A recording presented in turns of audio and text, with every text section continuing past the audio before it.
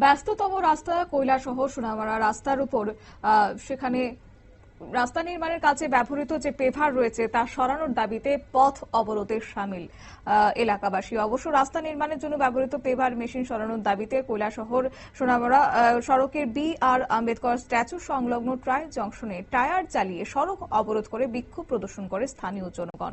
রাস্তা নির্মাণ কাজ শেষ হওয়ার পরেও দীর্ঘ 6 মাস রাস্তার উপর এই পেভার মেশিনটি ফেলে রেখে দেয় ঠিকাদাররা, এবং যার কারণে একটা অভিযোগ উঠে আসে যেখানে পথচলতি মানুষজনদের সমস্যার সম্মুখীন হতে হচ্ছে। তাই এই ব্যস্ততম সড়কের উপর বড় যন্ত্রাংশ ফেলে রাখায় ব্যাহত হচ্ছে স্বাভাবিক যান চলাচল। প্রতিদিন ঘটছে ছোট বড় যান দুর্ঘটনাও। এই অভিযোগে জানিয়ে আজ সরব হয়েছে স্থানীয়রা। গোটা বিষয় নিয়ে কি রয়েছে বিস্তারিত শুনুন।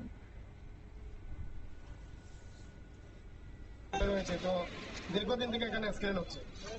কালকে রাতে দুটা ছেলে হাত মুখ ফেটে হাত ভেঙে মুখের দাঁত বেড়ে গেছে।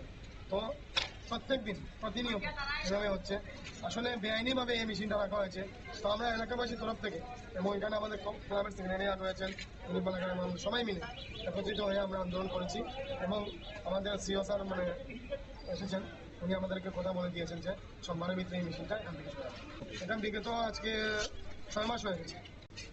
প্রতিনিয়ত স্ক্রিন হচ্ছে এবং কি বলবো, এমন ভাবে স্ক্রিন হয় বাঁচার মতো ইয়ে থাকে।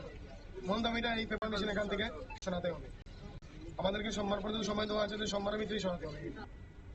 এই অবরোধের খবর পেয়ে এদিন কৈলাসহর থানার পুলিশ ও টিএসআর বাহিনী সহ প্রশাসনিক কর্তারা ছুটে আসেন। অবরোধকারীদের সঙ্গে দীর্ঘ আলোচনার পর ডেপুটি সিইও আশ্বাস দেন আগামী সোমবার এই মেশিনটি সরানো হবে। তারপর অবরোধ তুলে নেয় স্থানীয়রা। সূত্র মারফত যে খবর পাওয়া গেছে, রাস্তা নির্মাণের সময় প্রভাবশালী ঠিকাদার আব্দুল মান্নান এই পেভার মেশিনটি এনেছিল। পরবর্তী সময়ে ঠিকাদার ঝামেলায় এই মেশিনটি রাতের আধারে দুষ্কৃতীরা আগুন ধরিয়ে দেয়। তারপর পাল্টা অভিযোগে উত্তপ্ত হয়ে পড়েছে ঠিকাদারি পরিবেশ। তারপর থেকেই মাঝ রাস্তায় পড়েছিল এই পেভার মেশিনটি, বিশাল আকারের পেভার মেশিনটি, যার কারণে সমস্যায় পড়তে হয়েছে স্থানীয়দের।